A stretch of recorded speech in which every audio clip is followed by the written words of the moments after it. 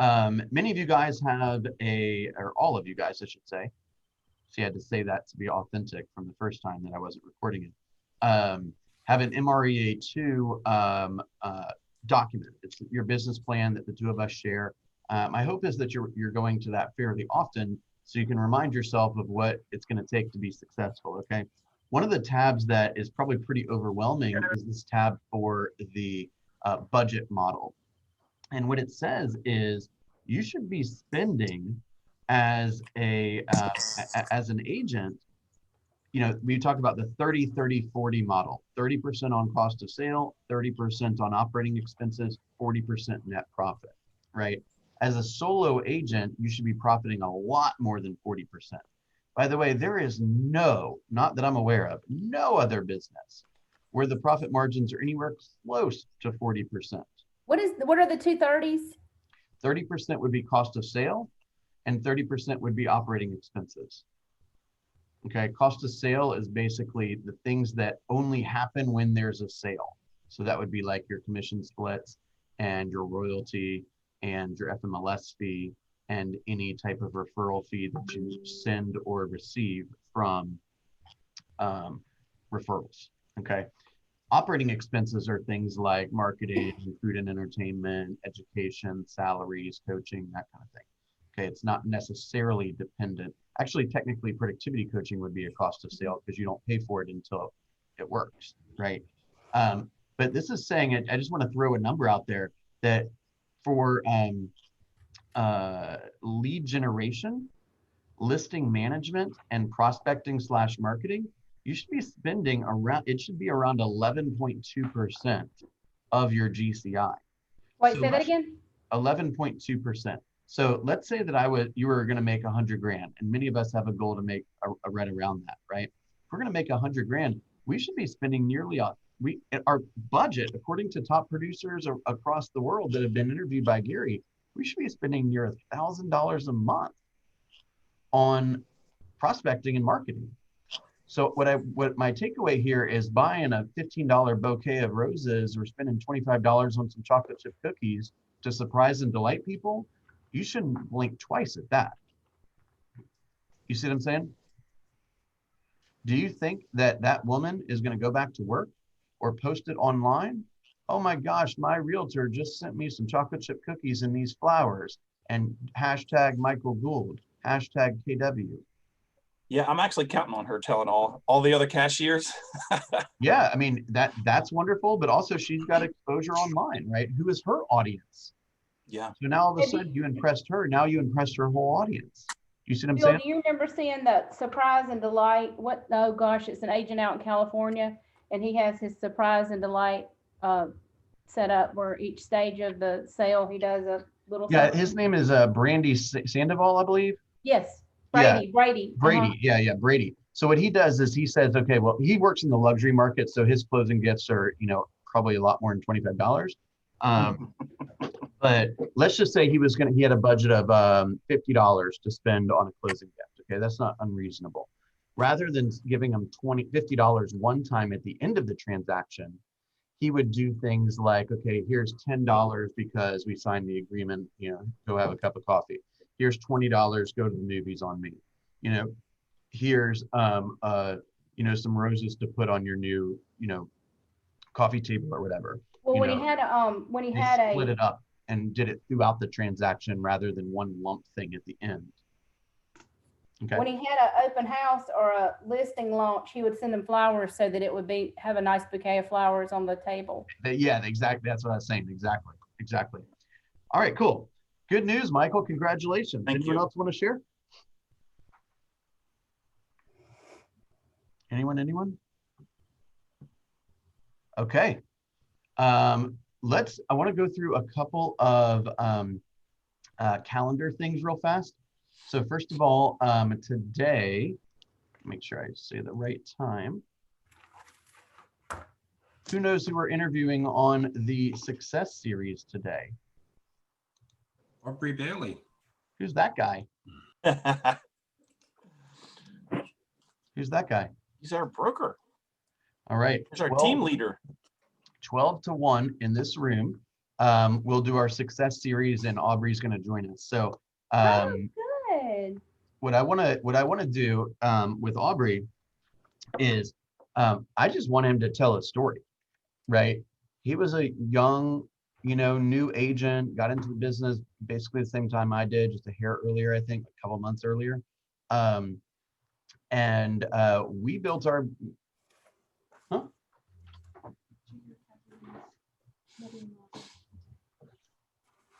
Really, was it expected?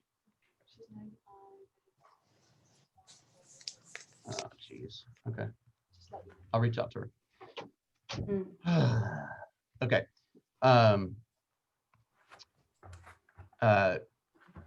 Kathy Ray's Yep. mother-in-law is very sick. She's probably gonna pass today, is what I just heard. Oh no. So I'm sure we'll hear more about that soon. Just be thinking about her.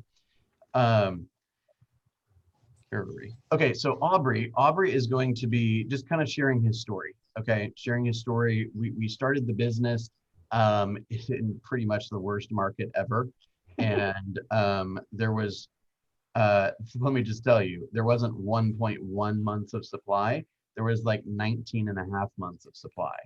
Okay, nearly 70% of listings were not selling.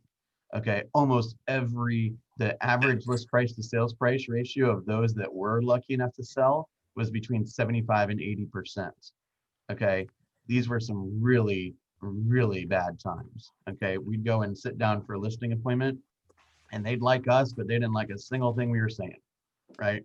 Okay, well, all the data shows that you should be able to sell your home for $225, and they're like, I bought for $350 3 years ago. It's like, well, let's review your options, right? Because ain't nobody paying $350 now, right? Much less more than $350.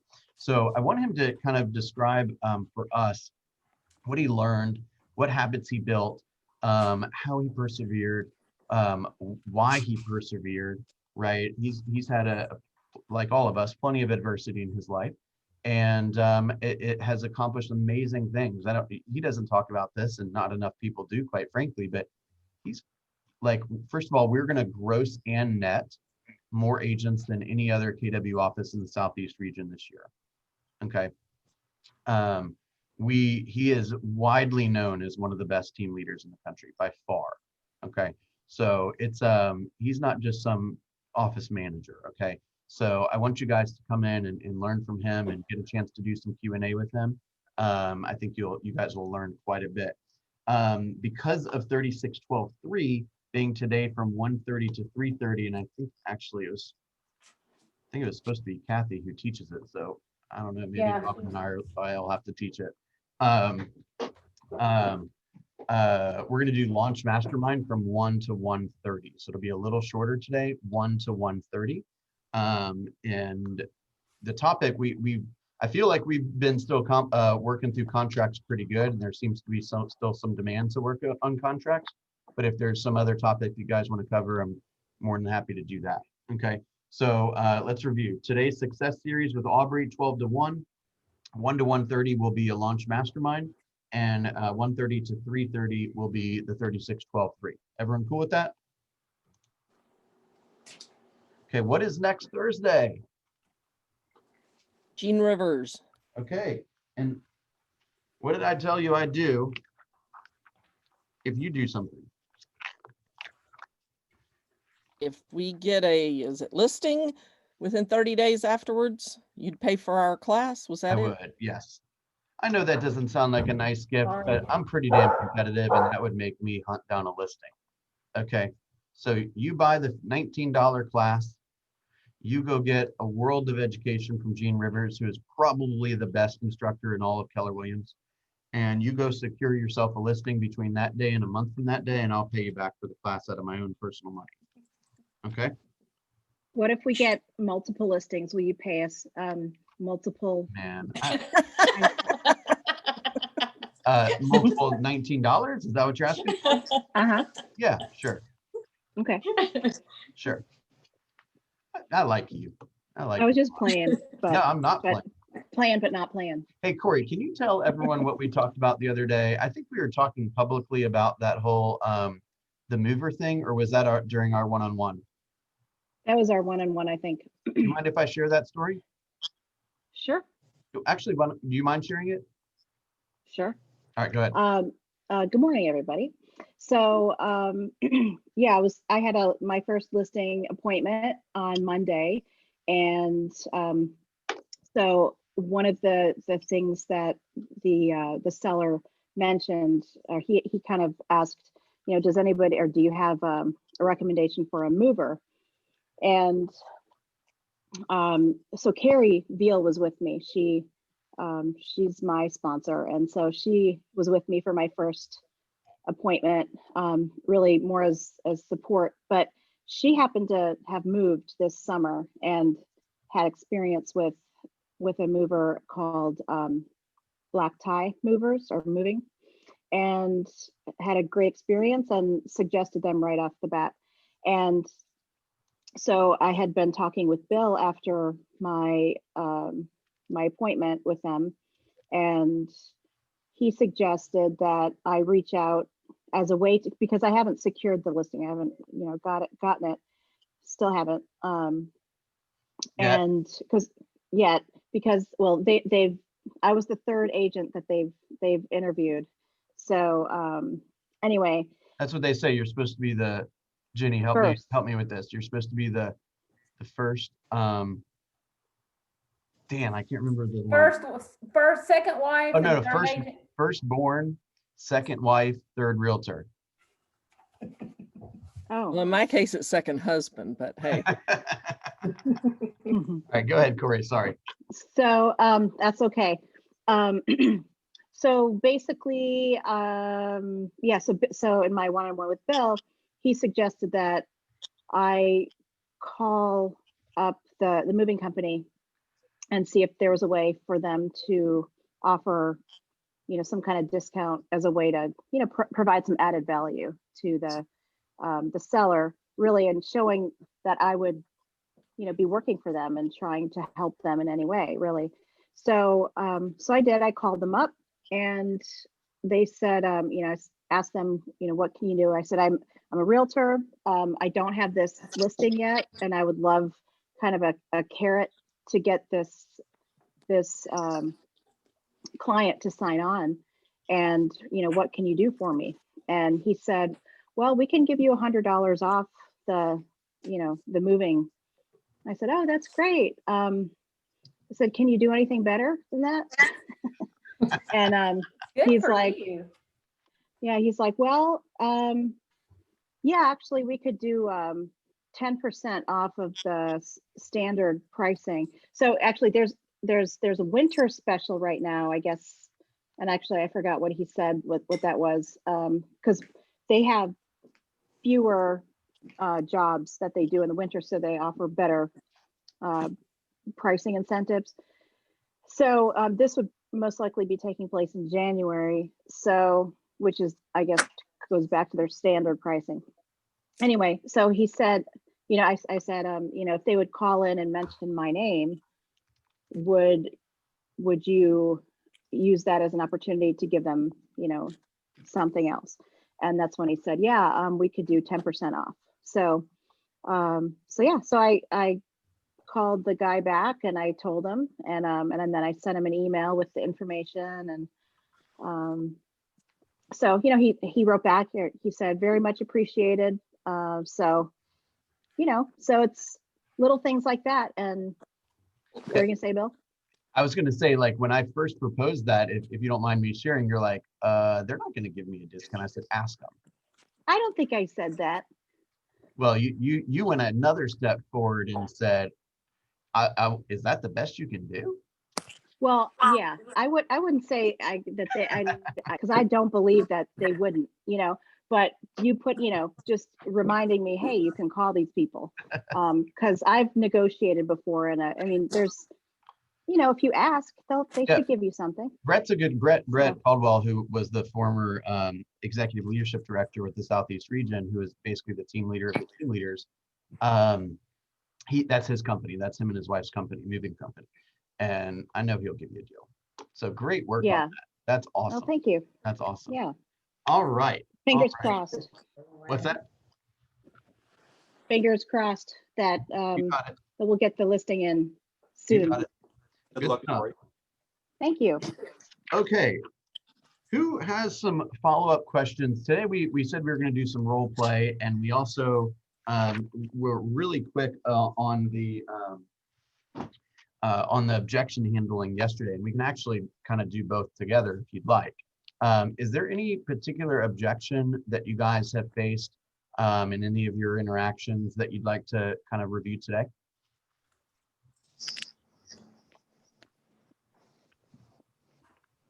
I mean, I faced a guy, he doesn't want to sign on for a buyer's brokerage agreement. So, Okay. Is that the but same one so- that we talked about a few weeks ago with everybody? yeah. Did we talk about it with everybody? I Okay. think so, yeah. So what's the, I think our advice last time was just give him a little drip of value every once in a while. Yep. And when he actually wants to see something, when he wants you to like take time, like real time away, then you can have another conversation about, look, my time is spent serving the people who have committed to working with me. Are you prepared to do that? Mm-hmm. Right. Well, they did reach out and ask if I could show them a home one day, which is a good sign. It happened to be under contract and we didn't end up seeing it, but So that was send at him a home least that's something. similar. Send him a Yeah. home that's similar and show it to him and say, Mhm. I'd like to show this to you. I know Yeah. Melba probably would disagree with this, but I worked a decent amount without buyer brokerage agreements. I always had the conversation, but I was willing to do the work and then prove that I deserved the right to have a buyer brokerage agreement signed. If you throw paperwork at somebody without rapport or without them knowing what type of worker you are, they're not going to sign it.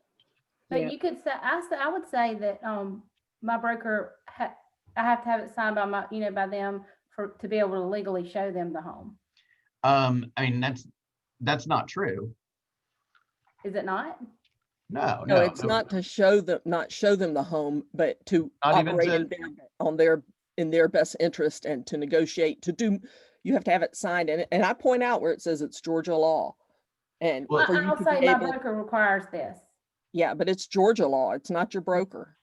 And but it's not that, it's not even required because a buyer could elect to be represented as a customer, right? So it's not even, the document itself is not even required. true, but I go on to say it's required for me to be able to do more for you than open doors and read what's on the MLS sheet. Right, and here's me an to be able to example of what advise those you. additional things are. Yeah, point out anything I see in homes, etc. Run comps for you because that's advising. Right. All of that. And what you're saying, by the way, what you're alluding to is that anybody that will do this work for you without this signed is violating license law, right? So when they understand that it's, when you bring up law, they now view you as somebody who's a rule follower, which is That's, which yeah, is good. that's what I was right. gonna say, is I always cross my T's and dot my I's. So I need you to sign this before we go to look at properties. If you've had some success with that, then I'm not gonna critique that, but it's not exactly true. It's not really true at all, really. And for me, it's always, I mean, I know it has its place in license law. I know it does, but it can also be terminated at any time. So like, Right. if you force them to sign it and then they get reluctant about working with you, they're just not going to talk to you anymore. Like, so I never pushed that hard to get it to, I most of the time they came back to me and said, what was that paper that you need me to sign? You see what I'm saying? Because it was the natural next step, right? We had forged a nice relationship. They enjoyed my advice. Like I enjoyed spending time with them and vice versa. And it was time to make it official, right? I mean, you can't even get your nails done without filling out paperwork. Like paperwork is expected, right? You go to the dry cleaners, they want you to fill out paperwork. You see what I'm saying? Like this is our paperwork. Bill, Yeah. aren't you aren't you like legally representing the seller unless they sign? Aren't you like supposed to represent the seller unless they sign the buyer brokerage agreement? You are a Pam, what's the word? A sub-agent of the seller? Yes. So I mean, can't you just say, look, this is the tool that I need to go to work for you, because I will be a sub-agent of the seller and I want to work for you and your best interest. And if you're not happy with me, we can terminate this at any point. I like everything you said, except for the whole thing about the sub-agent. And I'm not telling you not to do it. I'm just saying the average consumer, like, that's going to go over their head. And it's almost like if they hesitate signing it, they might question what you're doing until they sign it, right? Like, you don't want to give them, you don't want to give them the impression that you have like some kind of relationship with the seller. This is what I can do before it's signed, and this is what I can do after it's signed, right? Fair enough. Because you don't want them to question whether you're sharing everything that you might know, right? Because you're not representing the seller, because you don't have an agreement with the seller to be their fiduciary, right? So you're just not representing the buyer as a client. Make sense? Yes. Okay, what other objection are you guys facing? Hey, Bill, this is Ty. Ty. Again, you'll hear me in the background. Run into the weirdest, I've never experienced this, where people don't seem to be motivated to put their house up for sale because the market is so great. Right. Did I hear that correctly?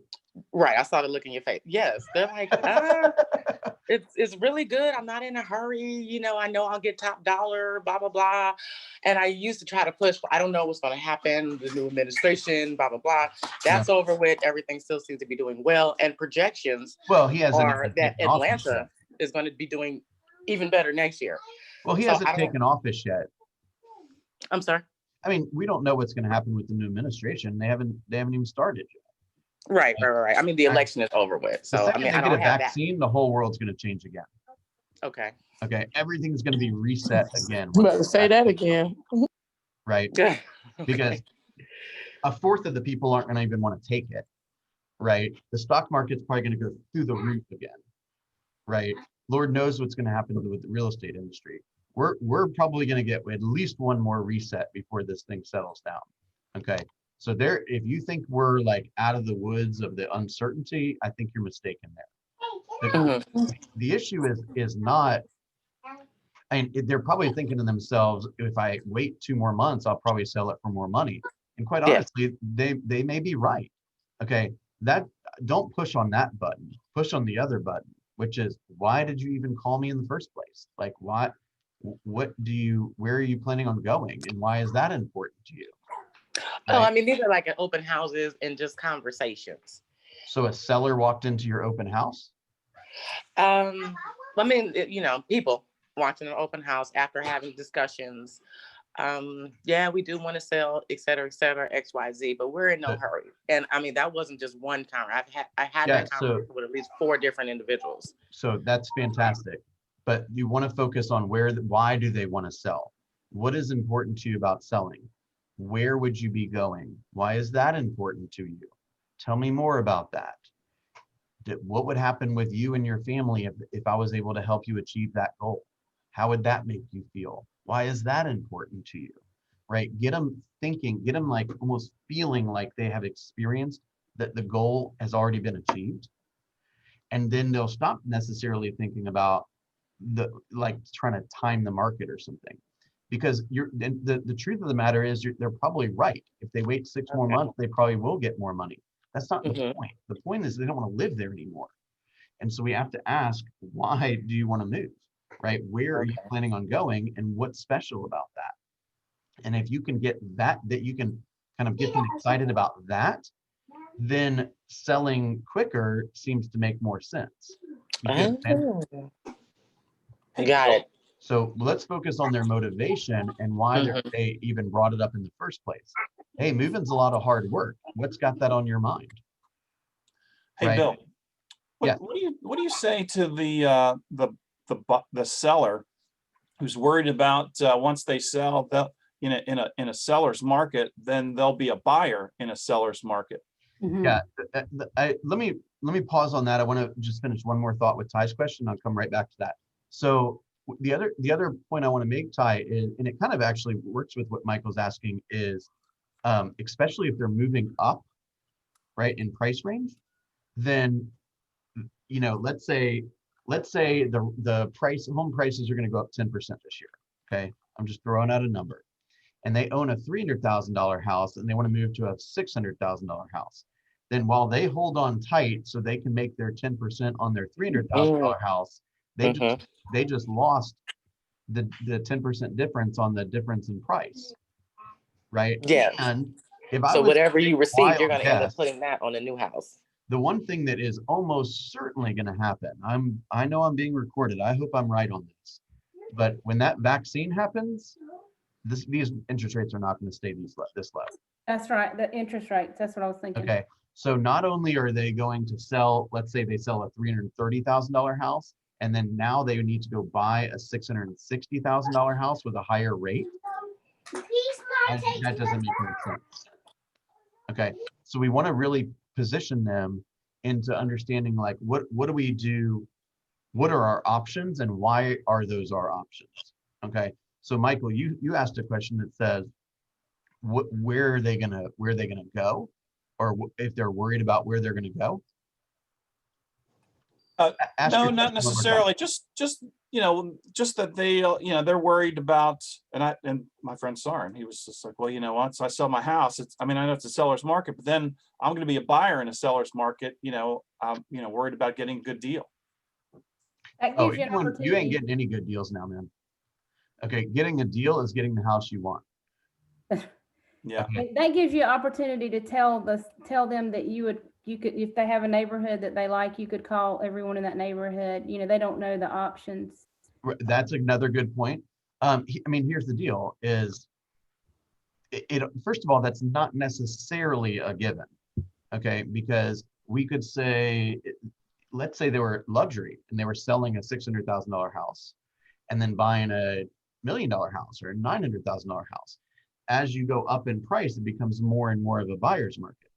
And that number actually has increased. If we were sitting here a year ago, the stats said something different. The stats actually said, like, you could sell a 450 house in a seller's market and go buy a $700,000 house in a super strong buyer's market, right? That's kind of shifted up a little bit if you look at the metrics lately. Okay, but the question is yeah, I get it, but why are you asking me about moving? Right? So it doesn't really matter whether it's a buyer's market or a seller's market. The point is that you don't like your house anymore. It doesn't fit your needs for some reason. So if you have a very kind of, iffy, unclear goal, then yeah, you're going to be paralyzed.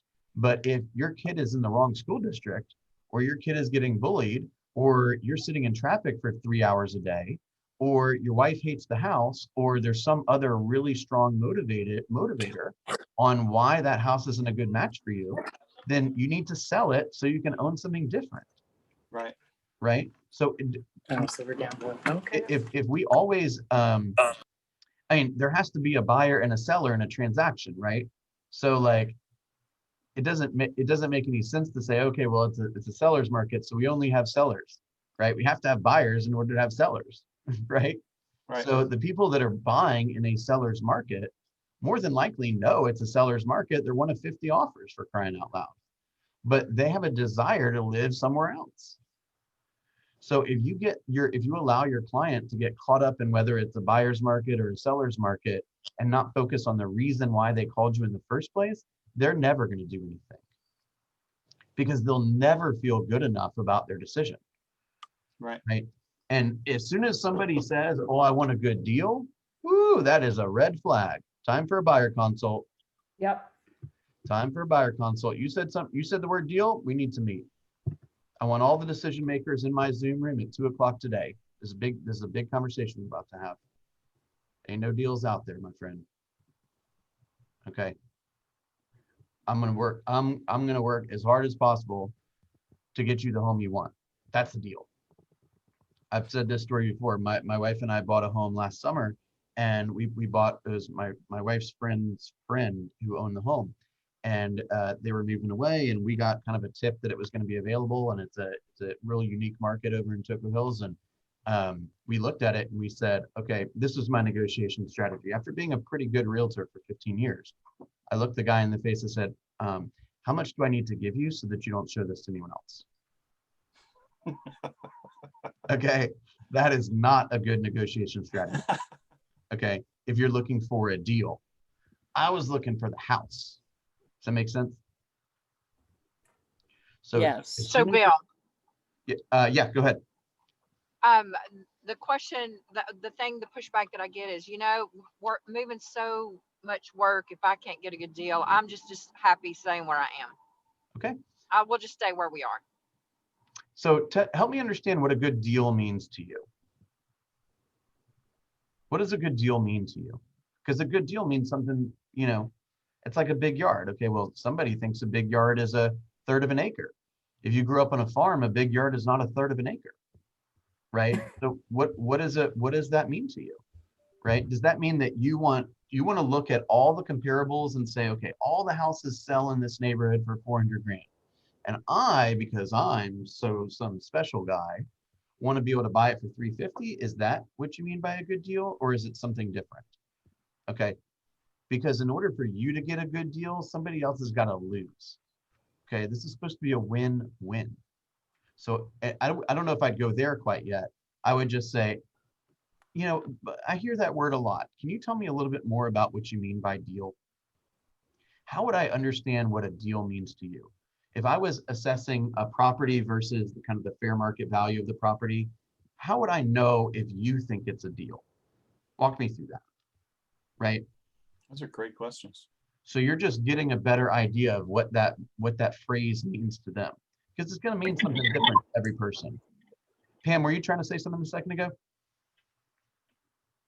No, well, I was just thinking, your point when when getting your house is you wanted the house. That was the most important thing to you. That's right.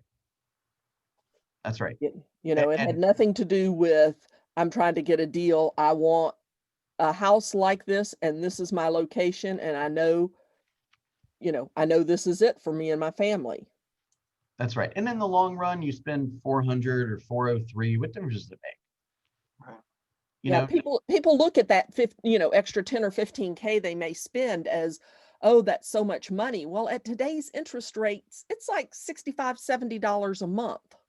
Yeah, but $65, $75 a month is nothing until it is something, right? Right. So you have to stop somewhere when you're right, looking at it. But the interest rates are so low that once they go up, you're going to be paying much more than that over the term of your loan. Yeah, I always like to get people, that's honestly, and I'm sure this is a limiting belief, and I probably left a ridiculous amount of money on the table with this attitude, but that's why I didn't really love working with investors that much, is because all of the conversations were about money. And I wanted to talk about lifestyle and homes and their feelings and stuff. You see what I'm saying? So I preferred working more in the resale market. You see what I'm saying? And then it wasn't about like, okay, well, I need 403, not 402 and a half. It's like, are you serious? Just sign the paperwork. You love the house. You see what I'm saying?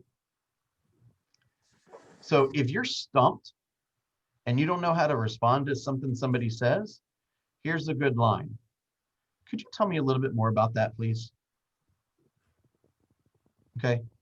Repeat what they said. I understand that you're looking for a deal. Can you tell me a little bit more about what that means to you? Right?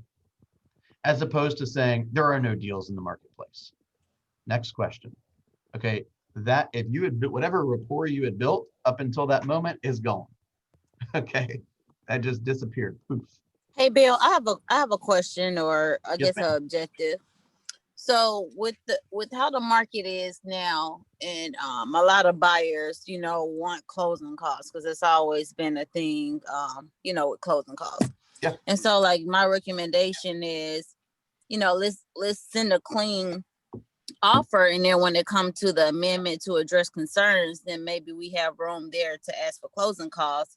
But let's get the, let's get the offer accepted first. And so I get some backlash, like, well, what if we don't get the closing costs? Like, and that's what's important to me. Like, how do you maneuver, I guess, that situation, or do you recommend that that's the way to go about it? If somebody's looking for closing costs, but with the seller's market, it's not favorable to the seller. Well, first of all, it's not favorable, yet it still happens 2/3 of the time, right? So But on a clean contract or upfront? So your strategy, if I can be blunt with you, I'm not a huge fan of what you just said. Okay. Because it's kind of, it's just setting it, first of all, it's setting you up to get kind of disappointed later, and the buyer to get disappointed later, because they may view that as kind of being,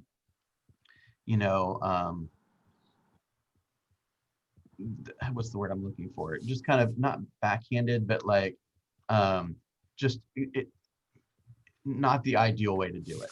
Okay. So what I would recommend instead, well, let me back up. If you look at the Chartmaster stats, okay, there's still about 2/3 of homes are selling with closing costs being paid for by the buyer. Okay. So what I want you to do is understand, when you're sitting down with the seller and the seller thinks they're going to get everything perfect, say, just so you know, still 2/3 of properties are selling with closing costs, especially, let's say, sub 300, right? Because you're looking mostly at first-time home buyers. They may not have a whole lot of cash to come to the table, that kind of stuff, right?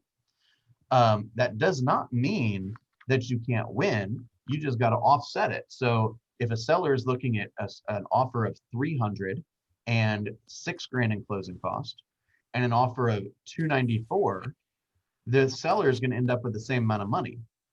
The difference for a buyer is whether they have to come to the table with the cash or not, right? The closing costs or not. So the buyer, especially at these low interest rates, would prefer to finance in, which is essentially what's happening, finance in the closing cost. Okay. So in an effort to have a clean contract, most sellers, first of all, what do we know we have to do? We have to ask the seller or ask the listing agent, how do I win this, right? What are you guys looking for? What's most important, right? What is the single most important thing that my buyer should know in an attempt to win this contract?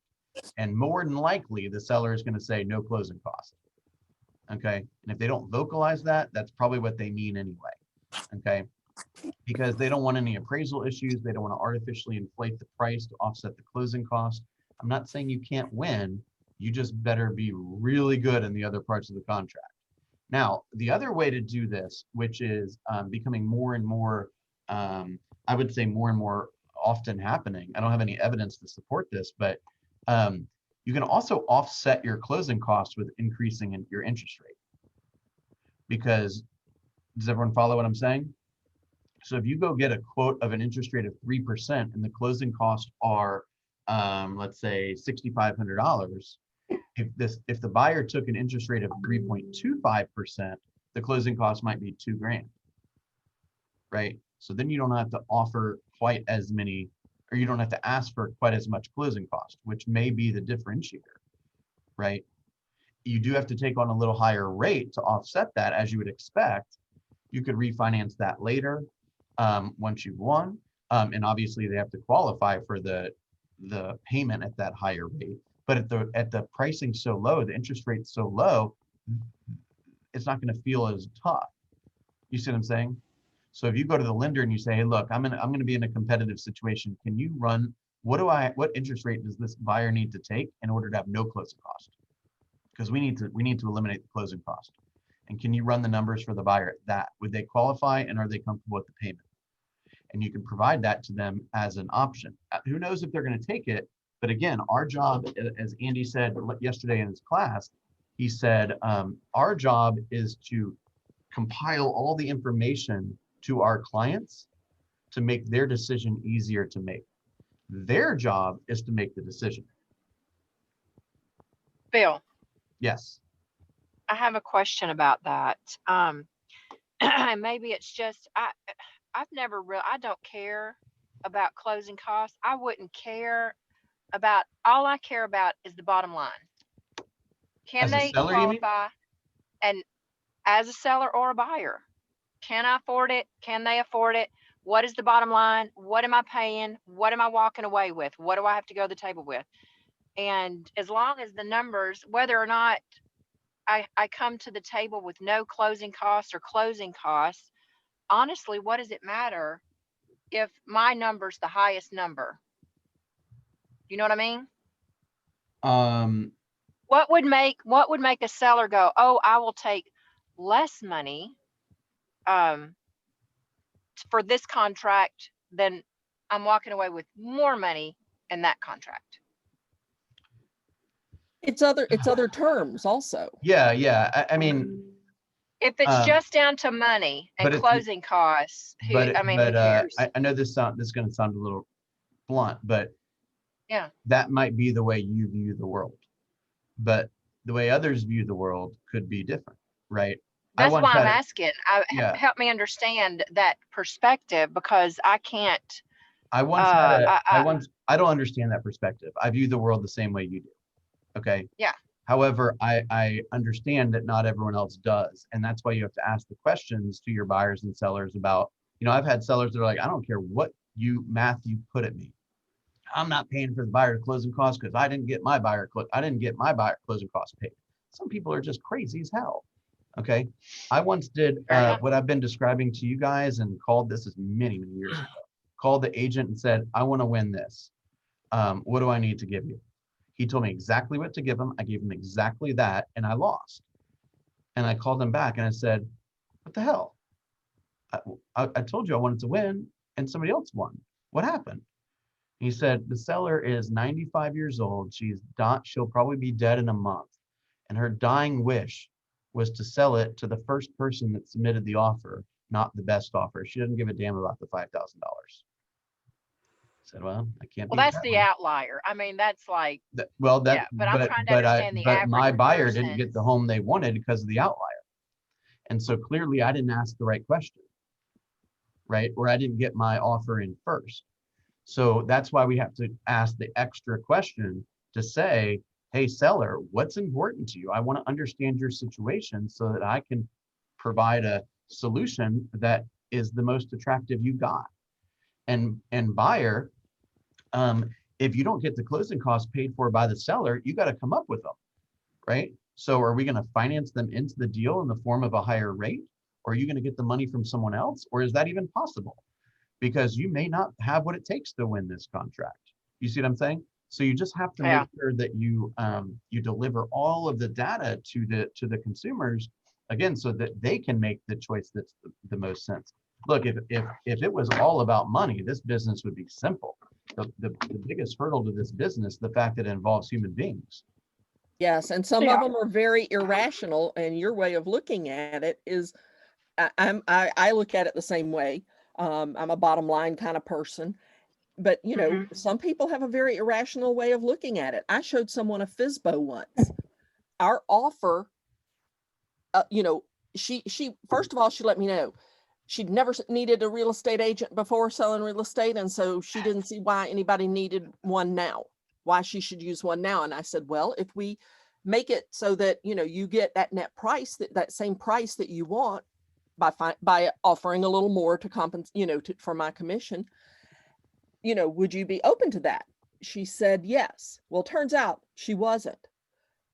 She Yeah. ended up selling it 2 months later for $10,000, and this for 10% less than what our net purchase price was. But she can still say she didn't need a realtor. Well, here's the thing is we have to understand that more often than not, this is the most expensive asset these people have or are about to buy. Okay. The people's home equity is oftentimes the biggest asset that they have, or the house itself. You also have to understand that this is like one of the single most stressful experiences that your people will be experiencing in a long time, buying a home or selling a home. And the amount of stress that somebody is under decreases their rationality and their predictability drastically. Okay, so the more stressed they are, the crazier they're going to appear. Okay, so our job is to combat emotions with statistics. And our job is to take the person who views the world in a very statistical basis and try to draw out the emotions with them so that they can actually do something. Do you see what I'm saying? Yes, I hope today makes was sense. helpful. All right. That actually makes a lot of sense. I got the hand wave like 10 minutes ago. I will see you guys at 12 o'clock. Okay.